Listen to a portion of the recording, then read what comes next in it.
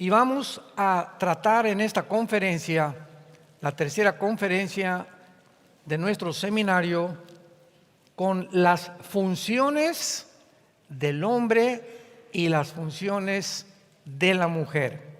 Las funciones hombre-mujer.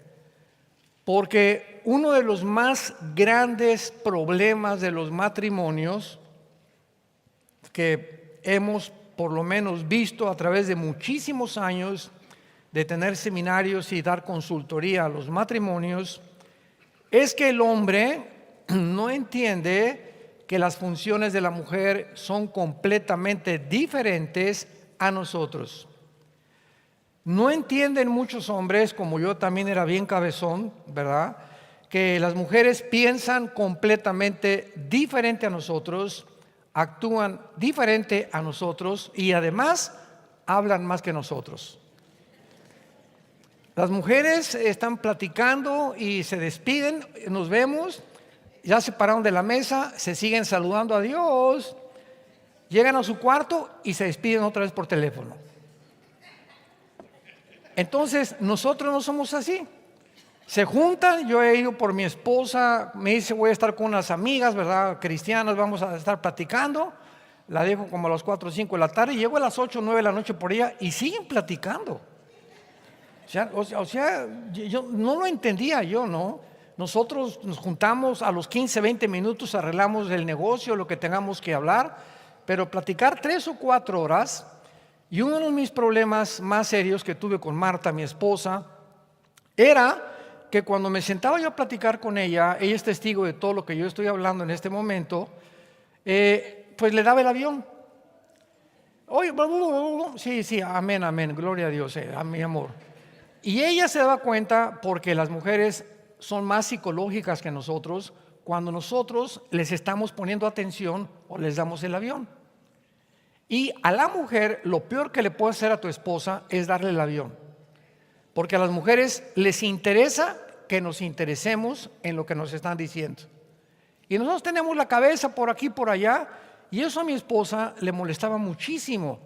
Y tardé mucho tiempo, ¿verdad?, en entender que tengo que sentarme con ella, platicar con ella, oír lo que me está diciendo, ponerle atención si quiero mantener mi compañerismo con mi esposa, la madre de mis hijos, abuela de nuestros nietos. Entonces, todas estas circunstancias son muy importantes.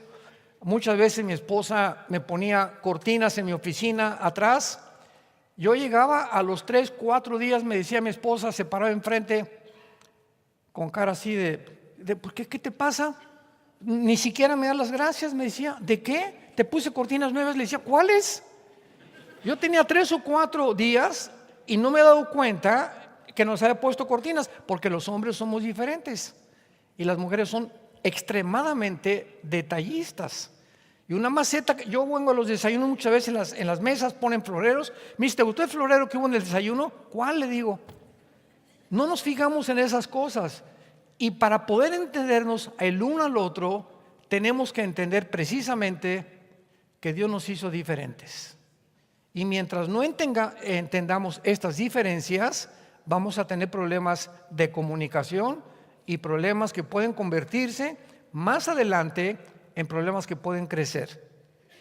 Porque tenemos que entender claramente, ¿verdad?, que la mujer fue hecha diferente a nosotros, es más débil, es un vaso frágil, es la reina de la casa, y la debemos de tratar con fragilidad para que nuestras oraciones, 1 de Pedro 3:18, no tengan estorbo.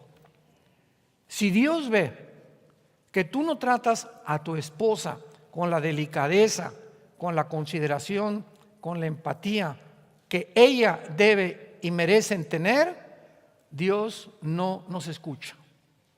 A este grado, una mala relación que tengamos con nuestra compañera, no le pidas nada a Dios.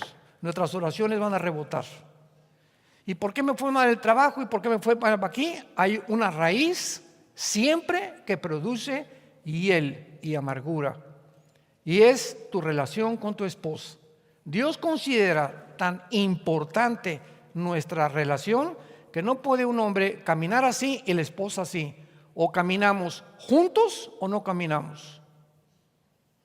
Hermano, es que yo soy más santo, ¿verdad? Y ella todavía está, pues vas a tener que esperarla a que te alcance o a que tú puedas tener la paciencia, porque no hay nada como que yo me adelanto y ella se queda, o tú te adelantas y su esposo te queda. No funciona así el matrimonio. Tenemos los dos, es como un triángulo que caminamos, ella está aquí, yo estoy aquí, Dios es en la punta. Mientras más caminamos los dos cerca de Dios, más nos encontramos el uno con el otro. Porque esta es la relación perfecta, caminar los dos con la palabra de Dios para que podamos verdaderamente estar unidos al final, y es Cristo el pegamento que nos mantiene hasta que Él regrese. Muy bien. No cabe duda que vivimos una de las épocas más confusas, política, económica, religiosa, espiritual, y por si fuera poco, de géneros. Increíble. Trágicamente, el factor para el debilitamiento de la definición de los roles en la familia, en el matrimonio, es que el hombre y la mujer son iguales sin diferencia de funciones. Y desgraciadamente hay muchas mujeres, y he oído también a algunos líderes o algunas, vamos a ver, que dirigen iglesias usando Gálatas 3:28. Lo voy a leer rápidamente. Gálatas 3:28. Dice Pablo: ya no hay judío ni griego, no hay esclavo ni libre, no hay varón ni mujer, porque todos nosotros somos uno en Cristo Jesús. Entonces usan este versículo para decir que no hay diferencia entre el hombre y la mujer. En un sentido es verdad, porque los dos fuimos creados a su imagen y semejanza, pero sí hay función en roles. Sí hay función en responsabilidades, porque vamos a ver por qué Dios le entregó el liderazgo al varón y por qué es el varón el que es responsable delante de Dios de cómo funciona una familia. No la mujer, somos nosotros los varones. Vemos nosotros aquí en Génesis capítulo 2, versículo 7, las tres áreas principales que Dios trata con Adán antes que Adán viniera al mundo. Dios trata con Adán en el huerto sin que la mujer haya nacido, haya sido traída a él. Y en estas tres responsabilidades nos muestra Dios que desde el principio Él iba a tratar con el varón como responsable, como cabeza de su familia y no la mujer. Dios iba a establecer un patriarcado y no un matriarcado. Los grandes psicólogos del mundo, tanto cristianos como no cristianos, están de acuerdo en que casi el 60% del homosexualismo proviene de mujeres que gobiernan su casa, donde los varoncitos, los hijos varones, son criados bajo la mamá, bajo las faldas de la mamá y no bajo el papá. El hombre necesita un modelo y tiene que ser el papá. El papá tiene que ser el héroe del hijo, el papá tiene que ser el guía, los hijos tienen que ver al papá como sus dirigentes. Yo quiero ser como mi papá, no como mi mamá. Entonces, qué importante son las responsabilidades que Dios nos da, porque tienen consecuencias tarde o temprano a la larga. Jehová Dios, Génesis 2:7, formó al hombre del polvo de la tierra, sopló en su nariz aliento de vida y fue el hombre un ser viviente. Cuando una vez en una universidad tuve un debate me acuerdo en los 80s, en la Facultad de Filosofía y Letras de la UNAM, casi todos eran en aquel tiempo comunistas, ateos, sin saber ni lo que estaban diciendo. Fui a dar una conferencia sobre las evidencias científicas de la Biblia. Y pues todos estaban interesados, ¿verdad? ¿Qué de ciencia? Si es un libro religioso. Y comencé a desarrollar la conferencia para decirles: en la Biblia encontramos más evidencias científicas que en la teoría de la evolución. Y desgraciadamente, ¿verdad? Pues hay maestros de todo tipo. Se acercó el vicedirector de la escuela de la filosofía en aquel tiempo y me quiso ridiculizar enfrente de todos los estudiantes. Eran como 90, 100 estudiantes más o menos en esa facultad. Y me dice: ¿ustedes de esos cristianitos que creen que venimos de una pareja? Y le contesté: ¿y ustedes de esos que creen que venimos de chita? Y me dice: ¿de qué está usted hablando? Le dije: usted me está diciendo que por un accidente apareció un chango, por otro accidente apareció una changa con órganos reproductores femeninos y por un tercer accidente apareció un changuito. Somos dos accidentes en medio de un accidente. Cuando la biología, la física y la genética niegan y hacen pedazos la teoría de la evolución, científicamente, ya no con la Biblia. Y entonces comencé a desarrollar este tema y les dije: dice la Biblia, qué interesante, que Dios forma al hombre el cuerpo del polvo de la tierra. Queridos estudiantes, me dirigí a ellos: ¿sabían ustedes que la tierra tiene 19 elementos químicos? Fosfato, flúor, yodo, sodio, etcétera, etcétera, que son los 19 elementos químicos que tiene el cuerpo humano. ¿Y sabían que la tierra tiene 4 gases, oxígeno, nitrógeno, etcétera, etcétera, que son los 4 gases que tiene el cuerpo humano? ¡Qué cosa tan interesante! ¿Y sabían ustedes que todo lo que Dios creó y los árboles frutales es la comida que Dios diseñó para nuestro cuerpo? Dios pone en todas las hierbas, en las plantas, en las raíces de los árboles y en las frutas los elementos, los nutrientes, las vitaminas, los minerales que nuestro cuerpo necesita, porque fuimos hechos de la tierra, el cuerpo humano. ¡Qué tremendo!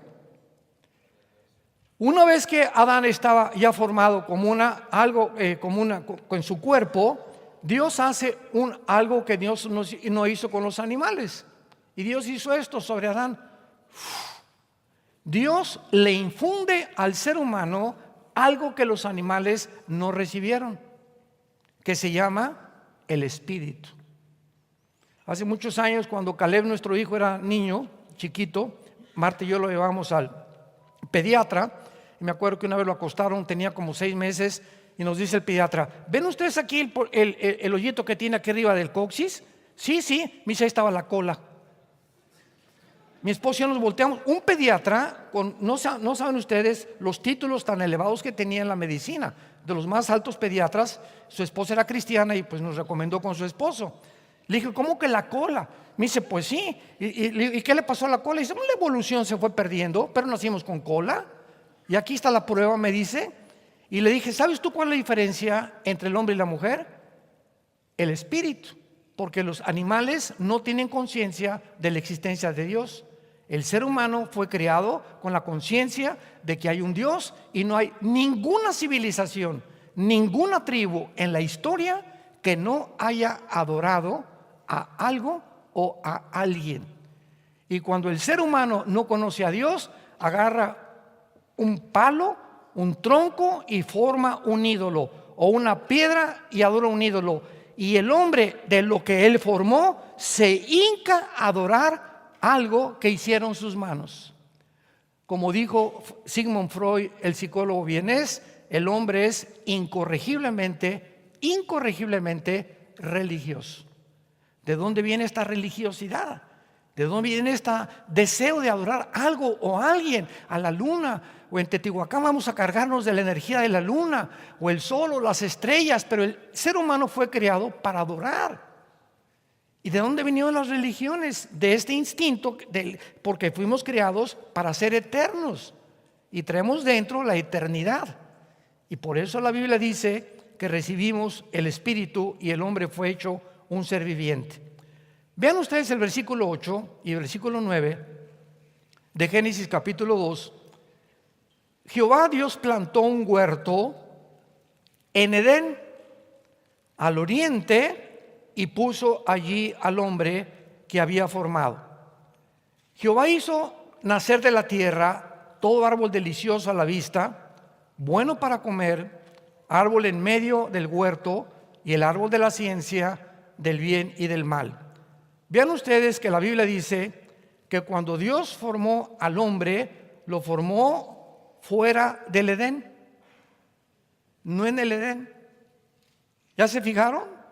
Dichosos los que trajeron su Biblia. Los demás están. ¿Qué dijo? Jehová plantó un huerto en Edén al oriente y allí puso al hombre. Y lo primero que Dios le da al hombre como responsabilidad lo encontramos en el versículo que sigue, versículo 15. Tomó Jehová Dios al hombre para que lo labrara y lo guardara. Todo esto ha dado la controversia de que los días de la creación no fueron de 24 horas. Los primeros 3 días de la creación no había sol ni había luna. Y dicen muchos, ¿cómo puede haber 24 horas? ¿Que no fueron 1000 años cada día que Dios dice? ¿O qué dice la Biblia que fue creados de acuerdo a la tarde o a la mañana? Y ha habido controversia de astrónomos cristianos que dicen, ¿verdad?, que pudo haber sido de 1000 años cada uno de los días, porque es imposible que en el 6º día Dios haya nombrado a Abraham responsable del huerto para que lo labrara y lo guardara. Número 2, dice el hombre, le presenta a los animales, versículo 19, para que Adán le ponga nombre a todos los animales. Y número 3, versículo 21, Dios hace caer a Adán en un sueño profundo, mientras que éste dormía, toma una de sus costillas, cierra la carne en su lugar, y de la costilla, la palabra costilla en el hebreo es Selah, con T de tío, S de Samuel, E de Enrique, L de Lola, A de Armando, Selah, que significa del lado o del costado. De ahí Dios saca una costilla y hace al hombre una mujer, le hace del hombre una mujer y la trae al hombre. Qué interesante que se descubra que es en los huesos donde se forma la sangre.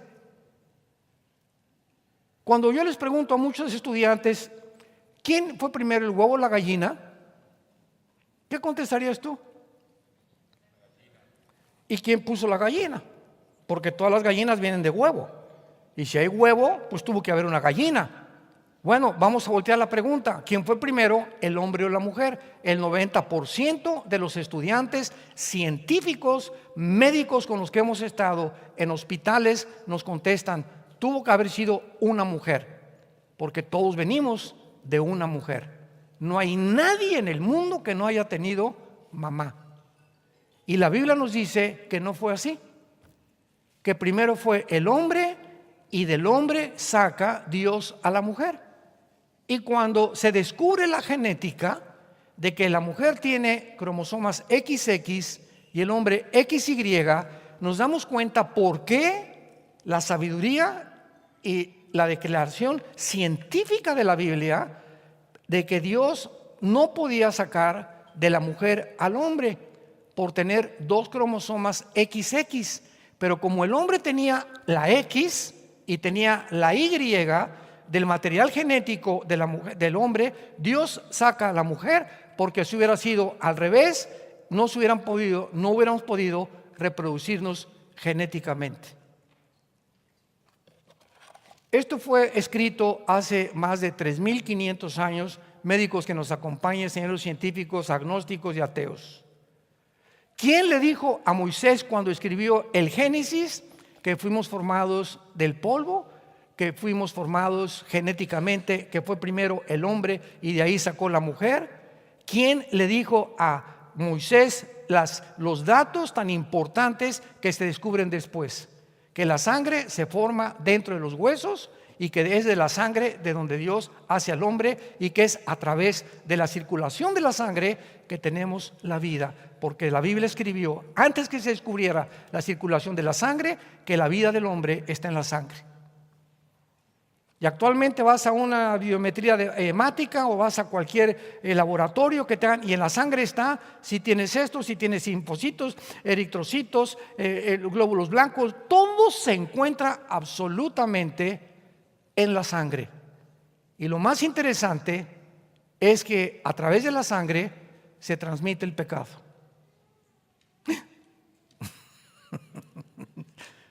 Los voy a dejar en tensión cuando yo lo explique ahorita a continuación.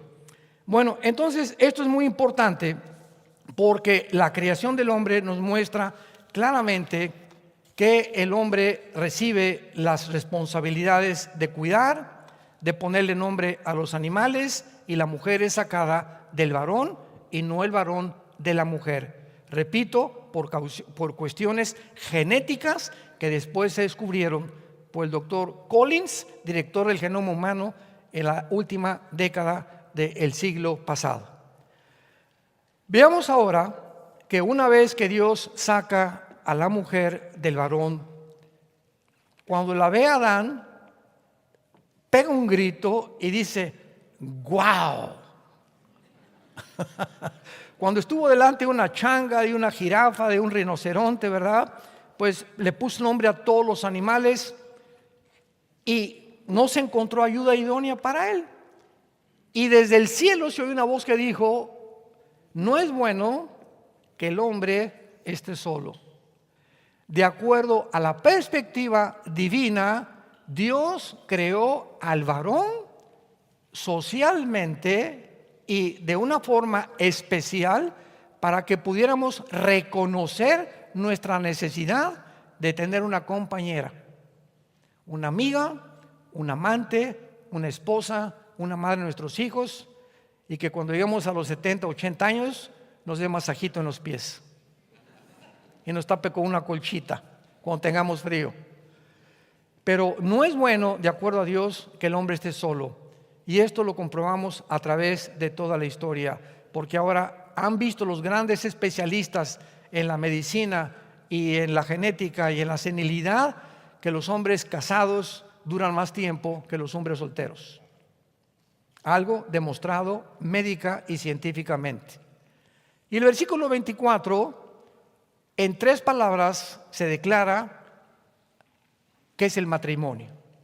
Con 3 palabras se declara qué es el matrimonio. Vean la simpleza de la Biblia, simplemente compleja, aparentemente simple.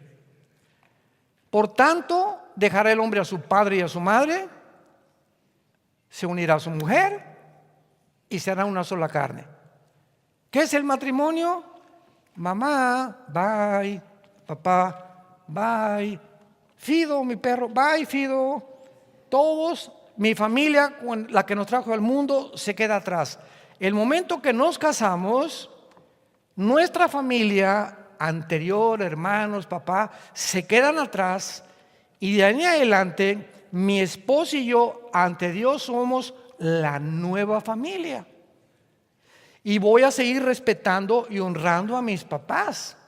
Pero ¿sabes una cosa, mamacita? A esta muchacha que está junto a mí, que es mi esposa, la van a respetar. Y la van a tratar igual que como si fuera yo. Y ahora va a ser como si fuera su hija y como si fuera tu hija, papacito. ¿Por qué? Porque ahora somos una familia.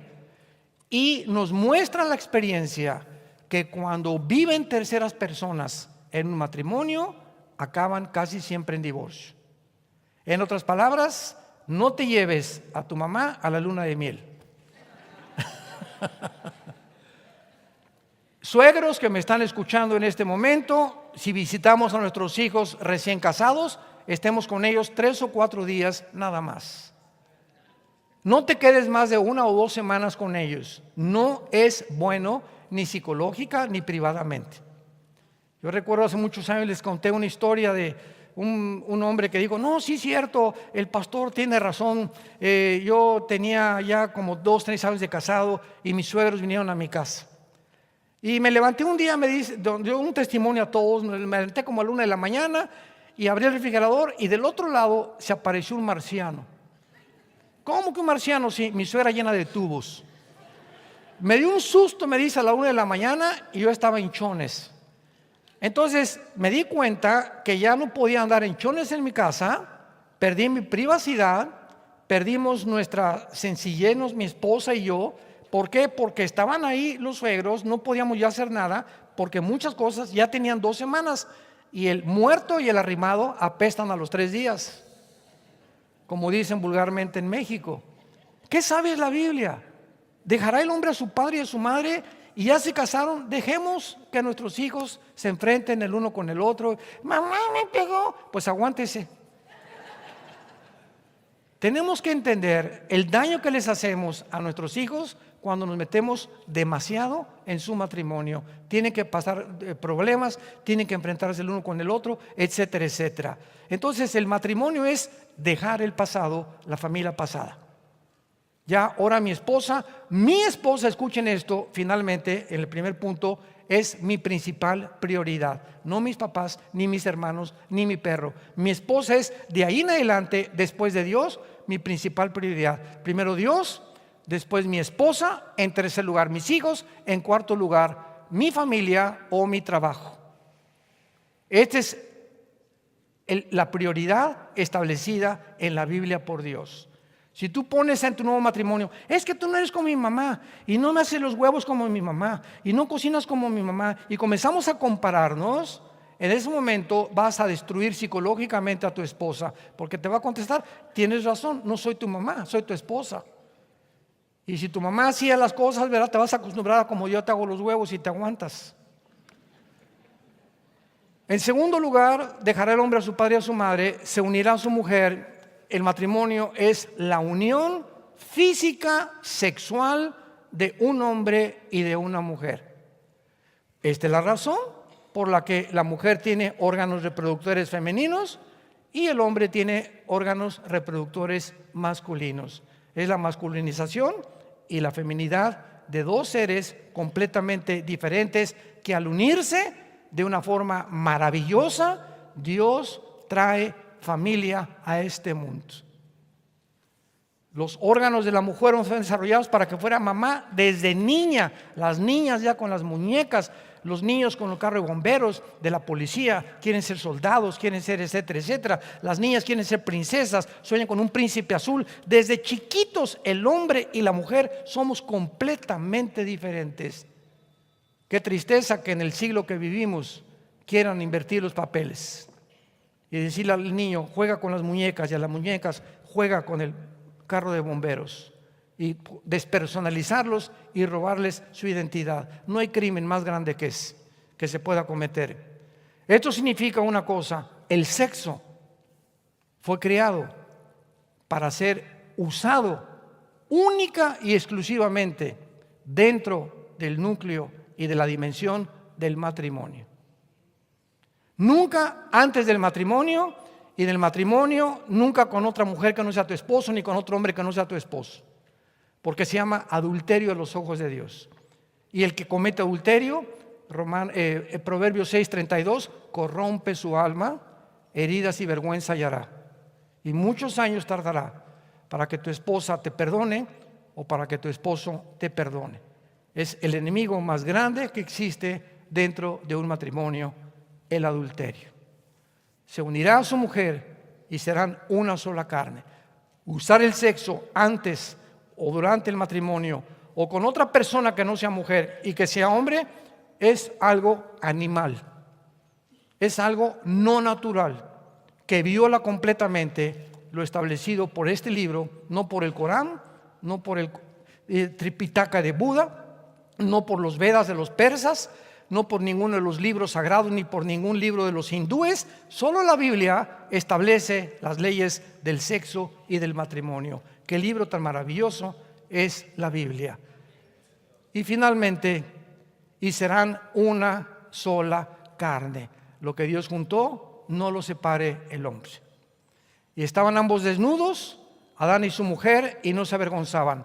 El último retrato de la primer pareja que Dios creó en el huerto del Edén, el último retrato es ella desnuda, Adán desnudo, y no se avergonzaba.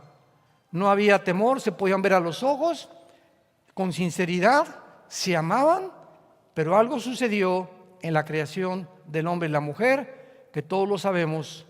Hicieron caso a Satanás, participaron del árbol de la ciencia, el conocimiento del bien y el mal, y le dijeron a Dios, Dios, ahora vamos nosotros a determinar qué es bueno y qué es malo. No necesitamos que tú legisles la moral, no, yo voy a decidir qué es bueno y qué es malo. Y desde ahí hasta nuestros días, El hombre ha llegado a tal confusión que a lo bueno le dicen malo y a lo malo le dicen bueno. Al hombre le dicen mujer, a la mujer le dicen hombre. A esa confusión final llegó el ser humano. Veamos pues ahora que estas funciones fueron hechas completamente diferentes. Y lo primero que encontramos nosotros es que Dios le da este liderazgo al hombre y comprendemos el significado del liderazgo. Cuando el hombre no comprende lo que es un líder, confunde la autoridad con el autoritarismo, confunde el liderazgo con la dictadura. Y el hombre comienza a decir: es que yo soy aquí el que truena los chicharrones y usted tiene que obedecerme, y si quiero ver películas pornográficas las vas a ver conmigo, y vas a hacer esto y vas a hacer aquello.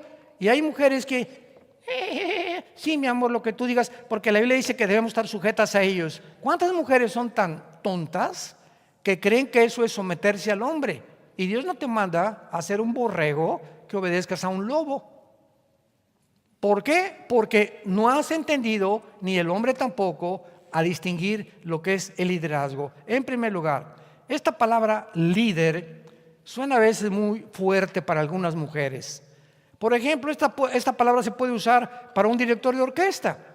Tiene que haber un líder en un director de orquesta. No son dos, ni el violín, ni el violonchelo, ni la trompeta. Tiene que haber un hombre dirigiendo una orquesta. Para un entrenador de un equipo de fútbol tiene que tener un líder. Tiene que tener alguien que dirija a los 11 jugadores en el fútbol soccer. Para un gobernante hay un presidente, no hay dos presidentes. Hay un capitán de un barco, no hay dos capitanes de un barco, hay uno. Para un guía de turistas es un guía el que te guía. Para un jefe militar, el soldado se somete al cabo, el cabo al teniente, el teniente al coronel, el coronel al general, pero tiene que haber siempre una cabeza en cualquier circunstancia. En una escuela hay un director de escuela. Un piloto tiene que ser el jefe del avión. Y cuando tú vas en un avión comercial, el piloto es el jefe. Y si el piloto dice a un pasajero: te bajas del avión y yo ordeno esto, toda la tripulación se somete al piloto. Durante el vuelo, el único jefe. Puede ir el presidente de la República en el avión, puede ir Juan Charrasqueado en el avión. El jefe es el piloto del avión y se hace lo que el piloto dice. Esto es lo que Dios quiere entender, que el líder masculino no debe pervertir su autoridad en autoritarismo. Recordemos que cuando somos la cabeza de nuestra familia, tenemos que estar antes sujetos a Cristo. 1 Corintios 11:3. Cristo es cabeza del hombre, el hombre es cabeza de la mujer. ¿Quieres ser cabeza de tu mujer? ¿Quieres tú ser el líder de tu casa?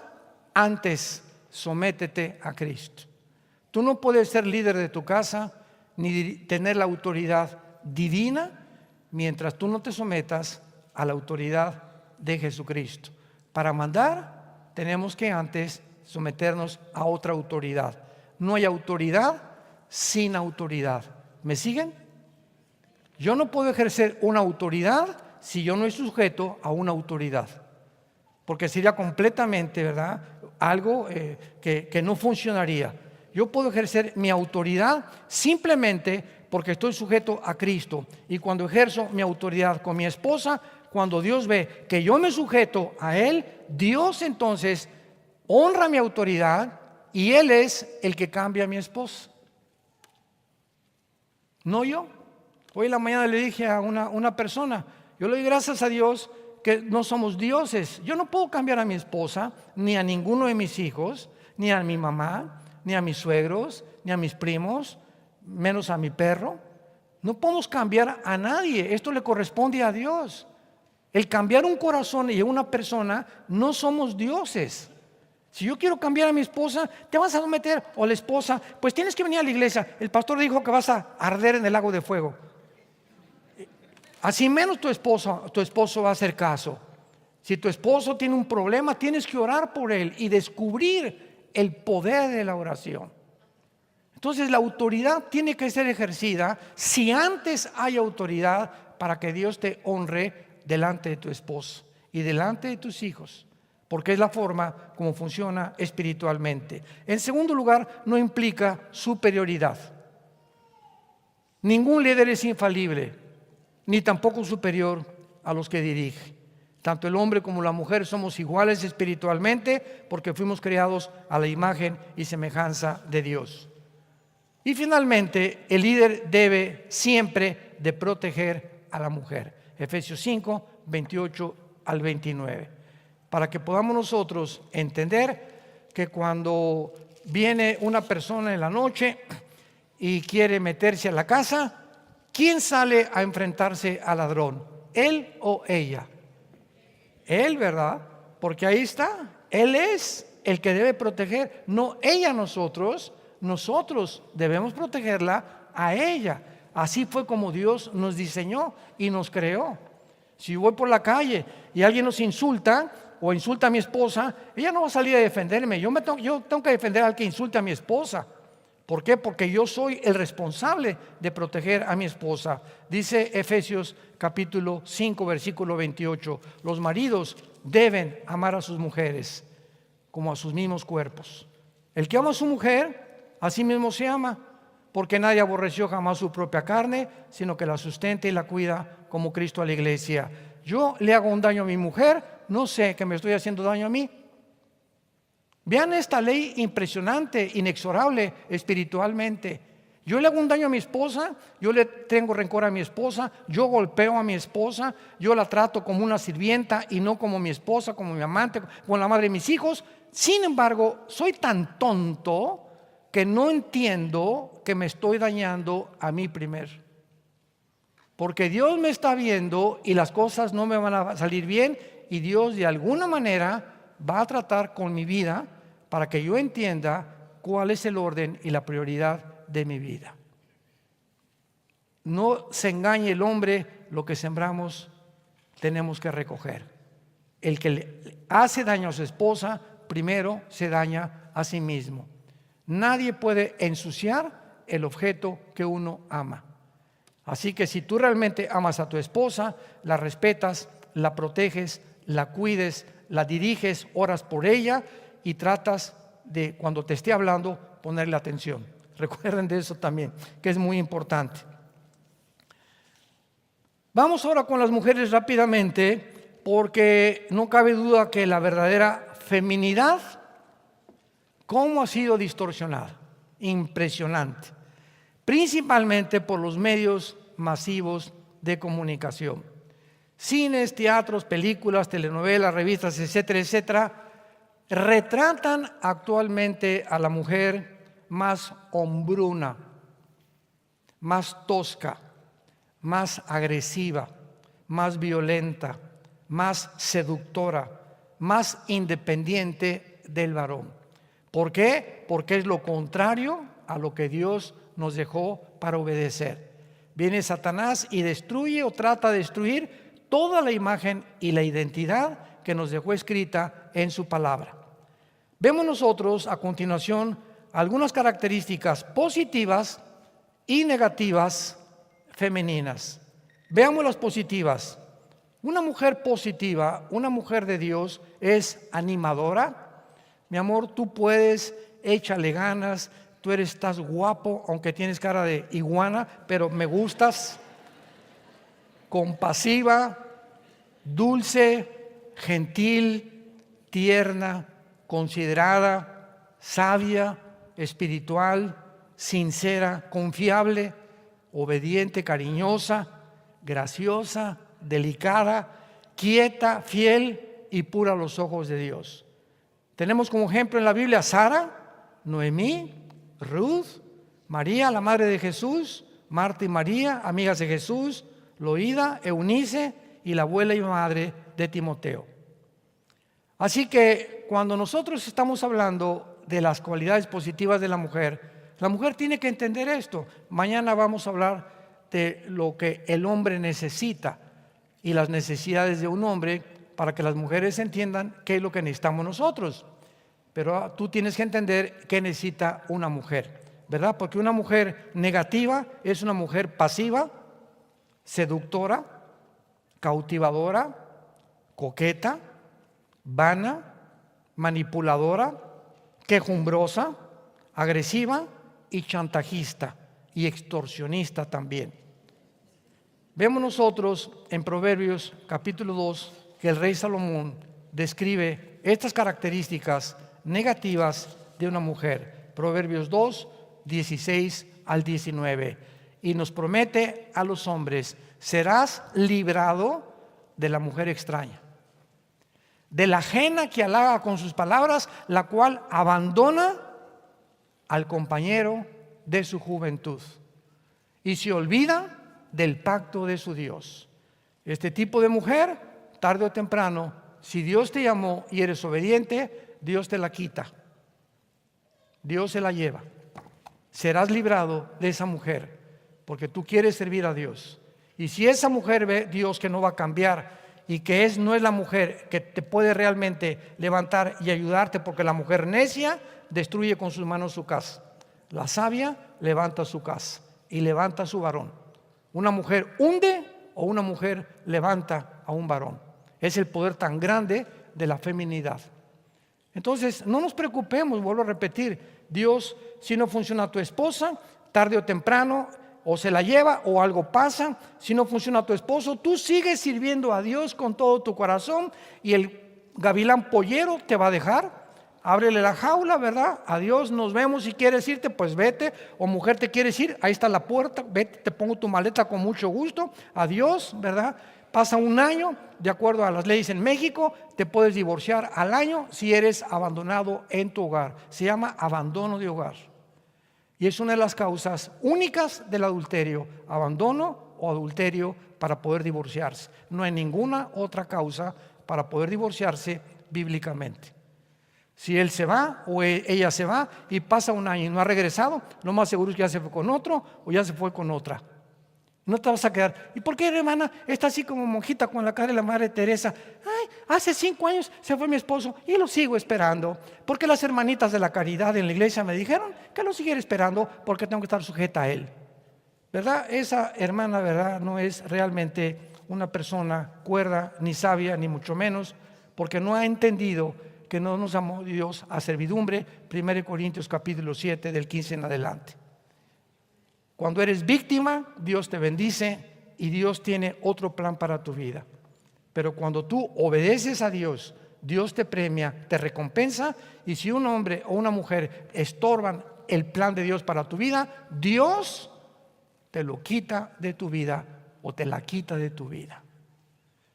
Porque Dios no nos llamó a vivir en esclavitud todos los tiempos de nuestra vida. Vemos nosotros también claramente que cuando una mujer es con estas características, una mujer tiene que demostrar verdaderamente su obediencia mientras el esposo no la obligue a cometer algo que viole la palabra de Dios. Por ejemplo, hay 3 instituciones que Dios fundó. Número 1, el matrimonio y la familia. Número 2, la iglesia. Y número 3, los gobiernos. Si un presidente, no importa el que sea, o un César o un emperador, hacen un edicto desde mañana, se prohíbe de la Biblia, no nos podemos sujetar al gobierno. La iglesia primitiva se tuvo que reunir en las catacumbas porque les prohibieron los césares leer la Biblia y adorar a Dios. No podían obedecer, siguieron reuniéndose y cuando los capturaban, los echaban al Coliseo Romano. Cuando en una institución como en una iglesia el pastor te obliga a hacer cosas que no están en la Biblia, vete a otra iglesia. Porque el pastor no puede violar la palabra de Dios. Un pastor no le puede decir a una pareja, divórciense, tampoco podemos decirle, cásense. Nosotros como pastores damos el consejo nada más. Hermano, me quiero divorciar. Mira, te voy a poner los pros y los contras de tu caso. Pero finalmente yo no te voy a decir que te cases o que te divorcies. Tú eres responsable y tú vas a tomar la decisión. Yo te digo, si tú te casas con ese hombre, te va a ir así y así y así y así. Pero si te casas, va a ser por tu responsabilidad. Yo no te puedo prohibir de decirte, si tú te casas, ya no regresas a la iglesia. Eso es dictadura. Eso es manipulación. Eso es enseñorearse de las ovejas y no somos dueños de ustedes. Nosotros estamos para servirlos a ustedes, para aconsejarlos y dejar que ustedes sean responsables de las decisiones que tomen delante de Dios. De otra manera, esa iglesia es un autoritarismo, es una dictadura, ¿verdad? Es una forma arbitraria de gobernar. No podemos tomar ese papel. Si tu esposo te dice, vamos a ver una película pornográfica porque tienes que sujetar conmigo, discúlpame, Panchito, Dios me dice, ¿verdad?, que es pecado lo que tú estás haciendo, no me sujeto a ti. Pues si no sujetas un par de cachetadas, dame las que tú quieras, no voy a hacer lo que tú dices, porque estoy violando una ley de Dios superior a que me sujete yo a ti. ¿Me van siguiendo? Y cuando nosotros tenemos este tipo de autoritarismo, no tenemos por qué someternos. Yo recuerdo ahora cuando vino la pandemia, ¿verdad?, que las iglesias tienen que de alguna manera cerrar los clubes, etcétera, etcétera. Y nosotros en los 2 años de pandemia no nos sometimos a los dictámenes de la Organización Mundial de la Salud. Entonces, como la gente tenía miedo de ir al lugar, porque no es el templo somos nosotros, recuerden, vamos al templo, eso no es bíblico, eso es un edificio, nosotros somos el templo como personas. ¿Qué hicimos? A través de online, todos los días dábamos estudios bíblicos. La iglesia nunca se cerró porque usamos la tecnología para seguir alimentando a las ovejas. Nadie nos puede prohibir eso, jamás, ni leer la Biblia, ni tampoco dejar de reunirnos. Y si nos prohíben en un lugar, nos escondemos en algún otro lado, pero nosotros seguimos obedeciendo a Dios. Dice Hechos capítulo 4 que cuando les prohibieron a los apóstoles, ustedes no pueden predicar ya, les contestó Pedro, juzguen si es justo delante de Dios obedecerlos ustedes o obedecer a los hombres. Juzga, Pancho, si es justo obedecerte o obedecer a mi patrón. Juzgue, pastor, usted me está dando una indicación que viola la palabra de Dios, no me someto a ustedes. Cuando el gobierno obliga a algo así, es cuando nosotros tenemos que rebelarnos con la autoridad superior a la que debemos obediencia hasta el final de nuestra muerte. Señor, te damos gracias en esta tarde por tu palabra y te damos gracias porque lámpara es a nuestros pies, lumbrera a nuestro camino. Señor, cuánto anhelamos que nos des un espíritu de sabiduría, de revelación, de inteligencia, de conocimiento, de discernimiento de espíritus. Un mundo tan confundido, donde a través de los medios de comunicación, la televisión, los programas, los gobiernos, manipulados, influenciados por el mundo espiritual de las tinieblas, nos quieren matar, nos quieren debilitar físicamente, mentalmente, quieren arruinar nuestro matrimonio, nuestra familia, nuestros hijos. Pero nosotros no somos de las tinieblas, somos hijos de la luz. Levantemos la lámpara, exhibamos la maldad del mundo y el pecado del mundo, porque no ponemos nada contra la verdad, sino por la verdad. Jesucristo le dijo a Pilato cuando lo iba a condenar: yo para esto he venido al mundo, dijo Jesús, para dar testimonio de la verdad. Todo aquel que es de la verdad, oye mi voz. Señor Jesús, hemos oído tu voz a través de tu palabra y queremos seguirte hasta el final de nuestra vida. Permanecer firmes en la esperanza a la que nos has llamado y discernir, tener esa capacidad espiritual de distinguir entre el bien y entre el mal.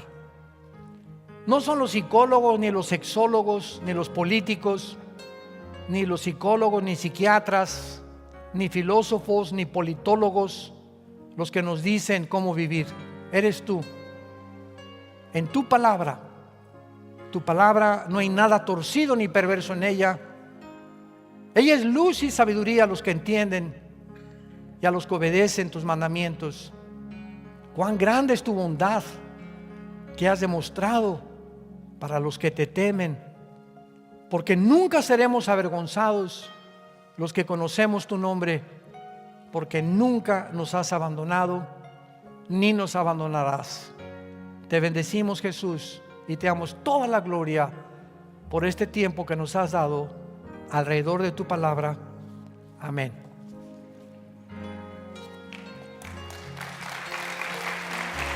Gracias a Dios por este libro maravilloso. Gracias, Padre Santo, por tu palabra.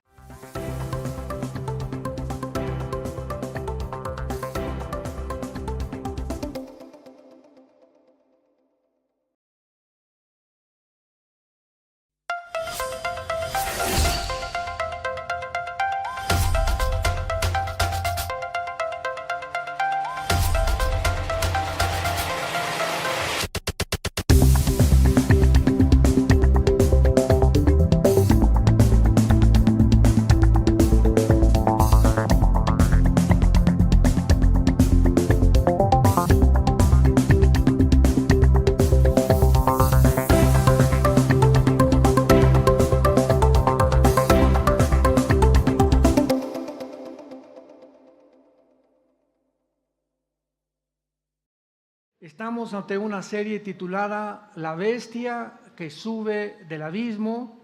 Esta es ya la penúltima conferencia y les pido a todos los que traigan su Biblia, que son los que se van a ir en el rapto seguro, que la abran en el capítulo 17 del libro del Apocalipsis. Todas estas conferencias, las personas que no traen su Biblia, es imposible que puedan comprender, seguir, si no están checando, si no están tomando notas, porque tenemos que ser discípulos de Cristo, no solamente creyentes. En Juan 8, 31 y 32, Jesús les dijo a los que ya habían creído en Él, a los que ya habían creído en Él: si ustedes me siguen, serán mis discípulos y conocerán la verdad, y la verdad les hará libres. Entonces, no todos los cristianos son discípulos, son cristianos, pero discípulo es el que sigue a Jesús. Es la palabra matetus en el griego, que significa el que sigue a un maestro. Entonces, si solamente el domingo tú sigues a Jesús oyendo las conferencias, y lunes, martes y miércoles no traes tu Biblia, no tienes apuntado ahí palabras en el original, en griego, libretas con estudios, no eres un discípulo y siempre vas a vivir bajo una cárcel de ignorancia porque no has conocido la verdad. No basta tener la salvación, necesitamos conocer la verdad de todo. La verdad es lo que es el matrimonio, cómo se trata a los hijos, la verdad es la política, la verdad de todo. Y eso solamente el Espíritu Santo nos los puede dar y se los da a los que son discípulos. Y ya nos vamos, el mundo ya llegó a un punto donde adiós Toluca, adiós mundo cruel, ya nunca te veré, como dice la canción. Aquí en el capítulo 17 del Apocalipsis, donde se describe un sistema religioso que va a absorber a todas las religiones, como actualmente ya estamos viendo su desarrollo, su desenvolvimiento, precisamente en la zona de Babilonia. Babilonia en la Biblia comienza desde el capítulo 8, 10 del Génesis, y ahí tenemos el primer rebelde que levantó la torre de Babel, Nimrod. Y hemos visto ya que desde Babilonia hasta nuestros días siempre ha sido el proyecto satánico, porque detrás de los gobernantes, detrás de los líderes, a través de toda la historia de los imperios, detrás de Aníbal, de Alejandro el Magno, de Napoleón Bonaparte, de Saddam Hussein, de Calígula, de Gengis Khan, de José Stalin, de Lenin, el líder que tú me quieras mencionar, siempre hay influencias detrás de estos líderes que han llevado a la humanidad a un caos, a un derramamiento de sangre, a crueldad insospechada, inusitada, porque es como la Biblia nos muestra que opera el mundo. Y cuando nosotros vivimos un mundo donde no sabemos qué está pasando, ¿quién será el culpable como ahorita en Israel? Algunos están diciendo Estados Unidos porque quiere la guerra, Irán porque quiere impedir que se una con Arabia Saudita, o tal vez porque quieren desviar la atención de Ucrania para que China invada Taiwán y para que Corea del Norte bombardee Corea del Sur. O sea, hay muchas especulaciones detrás de lo que pasa en el mundo. Pero cuando venimos a la Biblia, Dios le ha placido que nosotros no estemos en tinieblas. Eso es lo más maravilloso. No somos hijos de las tinieblas, somos hijos de la luz. Y Dios quiere que tú abras los ojos y que comprendas que lo que está pasando en el mundo tiene una razón de ser. Hay una ley física que dice todo efecto tiene una causa.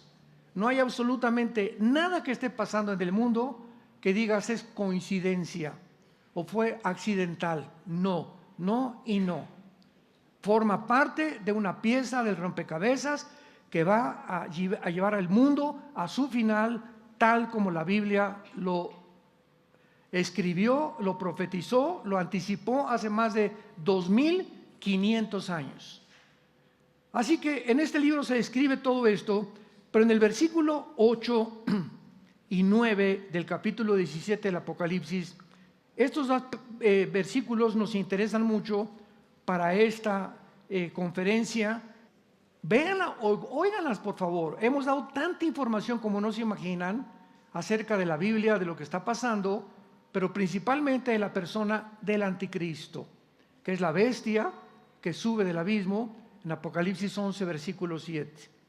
Pero vean ustedes que esto es lo más importante de toda esta conferencia. La bestia, o sea, la Biblia nos da la interpretación de todos los símbolos que existen. La bestia que has visto, se le dice al apóstol Juan, era, o sea, cuando Juan escribe el Apocalipsis, esta bestia, que los que ya han seguido la serie, es un principado satánico, porque el anticristo no es la bestia. La bestia es un principado que surge del abismo, y en el abismo no hay seres humanos. El abismo es la prisión de los demonios y de los principados satánicos. Y el infierno es la prisión de las almas humanas que están esperando resucitar para presentarse al juicio final del gran trono blanco, Apocalipsis 20, 11 al 15. Apúntalo, por lo menos. Entonces, cuando hablamos nosotros del abismo, sabemos que dice que saldrá del abismo la bestia que va a entrar a la persona del anticristo, que es un principado satánico, porque la Biblia nos explica en Efesios 6:12 que hay autoridades espirituales, principados, gobernadores de las tinieblas y huestes espirituales de maldad. Entonces, Lucifer es el jefe de jefes, el comandante en jefe. Debajo de Lucifer están todos los príncipes, y todos estos príncipes tienen a su cargo comisionados cada nación del mundo entero. Todo esto ya lo vimos en las conferencias pasadas. Entonces, cada principado en los imperios asirio, egipcio, babilonio, los medos persas, los griegos, los romanos, en cada imperio del pasado ha habido un principado, de acuerdo lo vimos a Daniel capítulo 10, que se encarga de influir en estos gobernantes, en estos zares, dictadores, como les querramos llamar, reyes, etcétera, etcétera. Entonces, cuando Juan escribe el Apocalipsis, se le explica quién es la bestia que sube del abismo, que está en Apocalipsis 11, versículo 7. Era, o sea, no existía en el tiempo de Juan. Me voy a ir un despacio para que entiendan. En otras palabras, en los tiempos de Juan, hace 2000 años, este principado satánico había ocupado una posición, un rango de autoridad, tal vez en los imperios anteriores al romano. Y antes del imperio romano, primero fue el imperio de Egipto, asirio, babilonio, medo-persa y griego. Al griego le siguió el imperio romano. Entonces, la bestia o el principado que va a entrar a la persona del anticristo y le va a dotar de poderes sobrenaturales, de inteligencia diabólica, de milagros, etcétera, etcétera. Va a ser un principado que en los primeros 5 imperios ocupó la posición de supremacía de alguno de estos imperios. ¿Cuál será? Lo vamos a ver, porque hasta estos momentos todavía no he revelado de qué imperio la bestia va a surgir. Y esto es clarísimo en la Biblia, como lo vamos a ver. Entonces le dice el ángel, la bestia era, o sea, en tiempos de Juan, no estaba existiendo en el mundo. Estaba en el abismo, encerrado. ¿Me van siguiendo? Y no es, en el tiempo de Juan no estaba operando este principado satánico. Y está para subir del abismo. O sea, esto ya es futuro. E ir a perdición. Y los moradores de la tierra, cuyos nombres no están escritos desde la fundación del mundo en el libro de la vida, se asombrarán viendo la bestia que era y no es y será. Muy bien. Entonces, no cabe duda que la bestia que sube del abismo representa un principado satánico sobrenatural y no un espíritu humano. El anticristo será la mezcla de lo espiritual, sobrenatural, con lo humano. El anticristo será una persona como tú y como yo, no es una computadora como se ha especulado. Otros decían que era las Naciones Unidas o que era etcétera, etcétera. No puede ser más que un ser humano, porque en el capítulo 20 del Apocalipsis se menciona que va a ser echado en el lago de fuego con el falso profeta y con Satanás. Entonces el anticristo tiene que ser un ser humano, porque no metes a una computadora, ¿verdad?, ni a una inteligencia artificial al lago de fuego. Entonces todo esto comienza a desenmarañarnos todas las especulaciones que hemos oído con la inteligencia artificial, que va a ser un robot, etcétera, etcétera, puras barbaridades, porque la imaginación del ser humano pues es muy grande. Como dijo Jesucristo, remontémonos a la palabra de Dios. Entonces el anticristo va a ser una mezcla de un principado satánico, y el anticristo va a nacer como todos nosotros y tal vez a los 30 años de edad, porque va a imitar todo lo que hizo Cristo y el falso profeta, todo lo que hizo el Espíritu Santo. Es la Trinidad diabólica: Satanás, el anticristo y el falso profeta. La Trinidad diabólica. Él todo lo imita, todo lo pervierte, todo lo echa a perder. Este espíritu sobrenatural del principado satánico, encarnado en el anticristo, actuará como un gobernante satánico bajo la influencia de Satanás, dominando al anticristo, dotándole de poderes que no son del anticristo, energetizándole como rey sobre el octavo y final imperio de los últimos tiempos. Aquí voy a tener otra vez que explicar esto. En Apocalipsis 17, versículo 9, el Espíritu Santo continúa explicando el misterio de las 7 cabezas de la bestia y de los 10 cuernos. Y dice así: esto para la mente que tenga sabiduría. Las 7 cabezas son 7 montes sobre los cuales se sienta la mujer, y son 7 reyes. Pongan atención: egipcio, asirio, imperios, babilonio, medo-persa, griego y romano. Asiria, Egipto, Asiria, Medo-Persia, Babilonia, Medo-Persas y el 6º romano. El 6º imperio en toda la Biblia fue el imperio romano. Estas 7 cabezas son 7 montes sobre los cuales se sienta la mujer, y son 7 reyes. Sigan con mucha atención esto. 5 de ellos han caído. En tiempos de Juan cayó Asiria, Egipto, Babilonia, los medos persas y el imperio griego. 5 que representan las cabezas de Satanás. Estos 5 imperios, estas 5 cabezas ya cayeron y son 7 reyes. 5 de ellos han caído y el otro no ha venido. El que sigue, ¿verdad? El que sigue es el 7º gobierno que está a punto de conformarse política, económica y militarmente en el mundo, que se llama el gobierno del anticristo, que estará formado por los 10 cuernos. Por los 10 cuernos. La bestia tenía 7 cabezas, 7 imperios, y los 10 cuernos aparecen hasta que el anticristo aparezca. Esto lo explica Daniel 2, Daniel 7, Daniel 8, Daniel 11 y Daniel capítulo 12. Todo esto ya lo vimos detalladamente.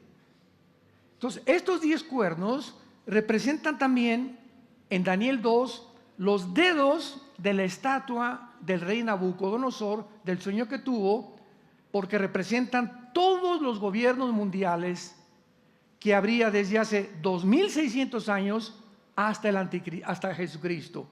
Qué maravillosa es la Biblia. Desde que salió el comunismo y el socialismo y Rusia y China, ninguna de estas naciones va a gobernar el mundo, de acuerdo a la Biblia. Ahorita hay una élite gobernando el mundo que se juntan en Davos, Suiza, encabezados por un hombre llamado Klaus Schwab, director del Foro Económico Mundial. Y cada año se reúnen ellos con estadistas, con politólogos, con filósofos, con expresidentes, de todo tipo de personas. Ahí está Mark Zuckerberg, el dueño de Facebook. Ahí está tu padrino Bill Gates, el padrino de las vacunas. Ahí está George Soros. Ahí se encuentran todos estos hombres multitrillonarios que son los que actualmente están manejando la Organización Mundial de la Salud, la OMS. Bajo el miedo controlas a cualquier ser humano. Son 7 reyes, versículo 10, 5 de ellos han caído, repito, los asirios, los egipcios, los babilonios, los medos persas y los griegos. Y el otro aún no ha venido, y cuando venga es necesario que dure breve tiempo. Y aquí me detengo. ¿Quién es el que falta? El gobierno del anticristo. Va a ser el penúltimo imperio. ¿Qué va a suceder para que surja el anticristo? De acuerdo a Daniel 2 y Daniel 7 y Daniel 8 principalmente, que ya tiene muchos detalles que lo examinamos, se tienen que juntar 5 naciones del Medio Oriente, qué interesante, y 5 naciones de Europa. ¿Por qué tienen que ser 5 naciones de Europa y 5 del Medio Oriente? Porque las piernas de la visión del capítulo 2 de Daniel, la cabeza era Babilonia, Irak, Siria, los brazos, los medos persas, Irán, la cintura, Grecia, y las piernas representan al Imperio Romano, porque el Imperio Romano se dividió 1585 aproximadamente en el Imperio Oriental, que fue Constantinopla, y quedó con Roma, que se eliminó antes. El que duró más tiempo fue el imperio que estaba en el lado del Oriente. Entonces se dividieron las 2 piernas en el Occidente y en el Oriente, Roma y Turquía actual, que es Constantinopla o era Constantinopla. Entonces, de acuerdo, hay 5 dedos de un lado y 5 dedos de otro lado, Occidente y el Oriente. Se tienen que juntar 5 naciones de Europa, que ya sabemos cuáles son, y 5 del Medio Oriente, que ya sabemos cuáles son. Y es interesante que desde la guerra de Ucrania, Europa comenzó a llegarle el agua hasta el cuello. Rusia le estaba cerrando el gas, porque Europa depende el 65% del gas de Rusia a través del gasoducto Nord Stream. Ya construyeron otro que llega hasta Estocolmo y Suecia, países escandinavos, y que mismo Estados Unidos lo voló y lo detonó. Ya lo explicamos en otras conferencias por qué lo hizo, pero ahora se encuentra Europa sumergida en el caos económico, porque el grano que venía de Ucrania y el gas que venía de Rusia y Estados Unidos pues ya lo ven como un tigre de papel. ¿Y qué está haciendo Europa, verdad? Buscando ayuda con Alemania. Alemania es la única nación junto a Francia que están sobreviviendo Europa.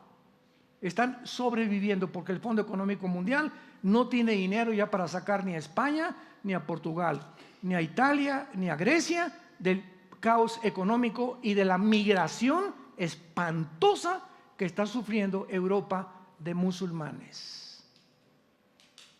¿Qué quiero decirles? En 5 años Europa es un continente musulmán, porque los europeos ya no quieren tener hijos. Europa es un país viejo. Los europeos ya son personas más de la tercera edad, están de la cuarta edad. Y los jóvenes no quieren tener hijos ya. Y los musulmanes, por cada europeo que nace, nacen 7 musulmanes. O sea, la propagación del mundo islámico es aterrador en Europa. En Inglaterra, la presidenta municipal de Londres es musulmana. Hay ahora más musulmanes en Francia y en Alemania, principalmente en las dos naciones que sobreviven, hay más musulmanes, donde ya no hay ninguna iglesia católica en Europa. Y las que hay por cada iglesia católica se están convirtiendo en mezquitas. Hay más mezquitas ahorita en 2023, hay más mezquitas musulmanas en Europa que iglesias cristianas o que iglesias católicas. Para que tengamos una idea de cómo está el mundo. Y Europa tenía que llegar a este punto para que de estas circunstancias, auxilio. ¿A quién le van a pedir auxilio? Al Medio Oriente. Porque ayúdenos, porque en Medio Oriente está el petróleo. Irak, Arabia Saudita e Irán tienen el 65% de las reservas petroleras del mundo. 3 naciones en el Medio Oriente, ya se les comienza a ustedes a aclarar el panorama, contienen el 65% de las reservas petroleras del mundo. ¿Y qué hace el mundo? ¿Qué hace Estados Unidos? ¿Qué hace Rusia? ¿Qué hace China? Cuando ven la burbuja o la manzana de la discordia en el Medio Oriente, todo mundo quiere algo del pastel. Quiere Medio Oriente, quiere Rusia estar en el Medio Oriente controlándolo. Putin quiere controlar el Medio Oriente. China quiere controlar el Medio Oriente. Estados Unidos brincó a Ucrania para poder brincar a Rusia, que ya no ha podido ni va a poder, para poder de ahí brincar al Medio Oriente. Porque ya Estados Unidos, con la única nación democrática que existe, que es Israel, y con este problema ahorita, no va a poder jamás Estados Unidos, por eso no aparecen las profecías bíblicas, controlar el Medio Oriente. Y quedan solamente Rusia y China para poder ver quién reparte el pastel. Y esto es lo que está pasando en el mundo actualmente, es una ambición de controlar el mundo. El que controle el Medio Oriente, controle el mundo. Y qué interesante que la única nación que se opone a que ni Rusia, ni China, ni Estados Unidos entre al Medio Oriente es Israel. Es la única nación que está impidiendo que la agencia global y los globalistas controlen el Medio Oriente. Mientras Israel esté ahí, ninguna nación controlará el Medio Oriente. No lo van a permitir. Y como dijo Netanyahu, si somos amenazados a un grado tal en la que realmente nos manden una bomba nuclear a Israel, cosa que no va a pasar bíblicamente, porque cuando venga Cristo va a poner sus pies en el Monte de los Olivos.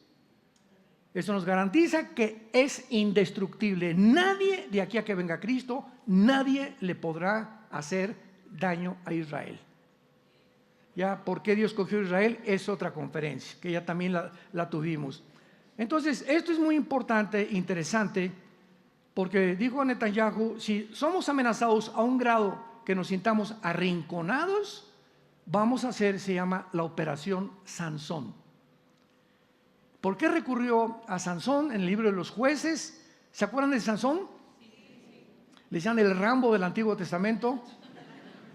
Pero Sansón no estaba fuerte por pesas, ni porque tenía así Arnold Schwarzenegger, un cuerpo de atlético, ¿verdad?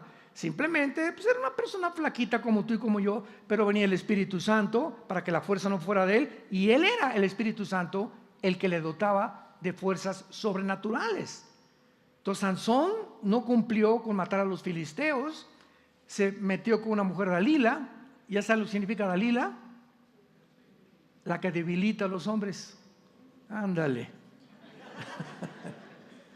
Como dice, le escribió Salomón, ¿verdad? Una mujer puede debilitar. Debilitó a David, debilitó a Sansón y debilitó a Salomón. Una mujer fue suficiente para acabar con los 3 más grandes hombres del Antiguo Testamento. La que debilita. Una mujer que no es tuya, que Dios no te ha traído, es capaz de hundirte y que toques fondo. Cuidado, varones. Entonces Sansón lo agarran los filisteos. Viene Dalila. Venga, aquí mi nene. Aquí chencheche, aquí chencheche. A ver, le voy a hacer caricitas en su pelito, etcétera, etcétera. Sí, mi amor. Y mientras dormía el menso de Sansón, los filisteos estaban puestos de acuerdo y sabían que en su pelo estaba el símbolo de su fuerza. Y agarró a Dalila y mamá que le corta todas las trenzas. Y cuando abrió Sansón y vio a los filisteos y quiso luchar con ellos, se dio cuenta que ya no podía. Y dice la Biblia, no sabía que el Espíritu Santo lo había abandonado. No jugamos con Dios, ni nos podemos burlar de Dios. Entonces lo agarraron preso, lo iban al circo, le sacaron, le quemaron los ojos. Y ya en esa condición Sansón, en el circo de los filisteos, le dijo: Dios, te pido por último lugar en mi vida, que lo que no hice en la vida lo haga actualmente. Concédeme esto en tu misericordia. Entonces le pidió a un muchacho que lo llevara a las 2 columnas que sostenían el templo filisteo. Entonces Sansón puso una mano en una y puso la mano en otra, y en el nombre de Jesús, ¿verdad? Dijo: voy a derribar esto, que derriba y mató a todos los filisteos que estaban llenando el teatro, que nunca mató en la vida. Por eso Netanyahu le llama Operación Sansón. Dice: si nos atacan, nos morimos junto con ellos. Usamos la bomba nuclear. Cosa que no va a suceder, repito, porque Israel va a estar completamente sano y salvo hasta la venida de Jesucristo. Ahora bien, los imperios y los reinos de este mundo, repito, para que esta información solamente nos las da la Biblia. Ningún estadista, filósofo, ciencias políticas, politólogo, nadie te puede, psiquiatra, ningún ser humano sin la información que Dios nos ha dejado en la Biblia, ni siquiera se puede imaginar ni entender la dimensión espiritual que nos rodea. Por eso dicen Juan 14, cuando venga el Espíritu Santo, Él, escúchame Pancho, Carlos, Carmelita, Él te va a guiar a toda la verdad. Mientras tú no tengas al Espíritu de Dios, estás en tinieblas. Serás muy inteligente. Tengo 5 premios Nobel en literatura y en medicina. Dime lo que quieras, pero en el área espiritual eres un ciego, pobre, desnudo delante de Dios. No conoces nada absolutamente de lo que pasa en el mundo, ni alrededor, ni lo que te va a pasar si no te arrepientes en esta mañana y le entregas tu vida a Jesucristo. Entonces, este poder sobrenatural actúa en todos. Vayamos rápido a Daniel capítulo 10. Daniel capítulo 10. Y veamos el resultado de la influencia de estos poderes, de estos principados, bajo las órdenes de Lucifer, en el reino de las tinieblas, que tienen sobre la humanidad. Daniel 10, 12 y 13. Entonces me dijo Daniel: no temas, porque desde el primer día que dispusiste tu corazón a entender y a humillarte en la presencia de tu Dios, fueron oídas tus palabras. Y a causa de tus palabras yo he venido. ¿A quién le está hablando Daniel? El ángel Gabriel. ¿Quién es el ángel Gabriel? 600 años después de Daniel, fue el ángel que se le apareció a la Virgen María. En Lucas y Mateo. Y fue el que le dijo a María: María, no temas, te vas a embarazar, pero no va a ser José. No tengas miedo. Se le apareció a José. José, tu esposa, le va a comenzar a crecer la pancita. Pero no temas, no creas que cometió adulterio, porque el santo ser que va a ser engendrado dentro de María, le dijo, será engendrado por el Espíritu de Dios. Pero como el Mesías tenía que nacer de género masculino y los hombres tenemos el cromosoma Y que no tienen las mujeres, entonces Dios fertilizó el óvulo de María implantando el cromosoma Y para que el Mesías naciera del género masculino, Jesucristo. Y no le pusieron José y María nombre, no, fue Dios el que dijo, se llamará Yeshua, Jesús, porque salvará al pueblo de sus pecados, que significa el Salvador. Entonces ese mismo ángel es el que está aquí 600 años antes con Daniel, y en el versículo 13 le dice y le explica a Daniel: el príncipe del reino de Persia. No está hablando de un príncipe terrenal, pongan atención. Se me opuso durante 21 días. Imagínense un príncipe terrenal oponiéndose a un ángel. No, había una guerra cósmica en el cielo que Dios había mandado para traerle la respuesta a Daniel, pero este principado satánico se atravesó y trató de impedir que el mensaje de Dios llegara a Daniel. Y entonces Gabriel le explica este conflicto espiritual a Daniel. Se me opuso durante 21 días, pero aquí Miguel. ¿Quién es Miguel? El arcángel más grande de los billones de ángeles que tiene Dios en el universo. Es el arcángel que además tiene como comisión cuidar a la nación de Israel. Es el arcángel encargado de cuidar a la nación de Israel. Mientras los gobernantes de Israel, ¿verdad?, se sometan al Señor. Mientras esté Netanyahu, hay probabilidades porque él cree en la Biblia y cree en el cristianismo. Y esta es la guerra que ha venido contra él. Las reformas judiciales lo dieron hace 1 o 2 semanas contra Netanyahu, más de 100,000 personas juntándose, o sea, y que aquí está el mundo de los palestinos y Hezbollah y los grupos terroristas. Míralos cómo se destruyen, quieren derribar a Netanyahu, maten a Netanyahu, sáquenlo aquí. ¿Quién creen ustedes que estaba alborotando el gallinero? ¿Quién estaba detrás de todas esas miles de personas abajo de Netanyahu? Pues claro que Lucifer.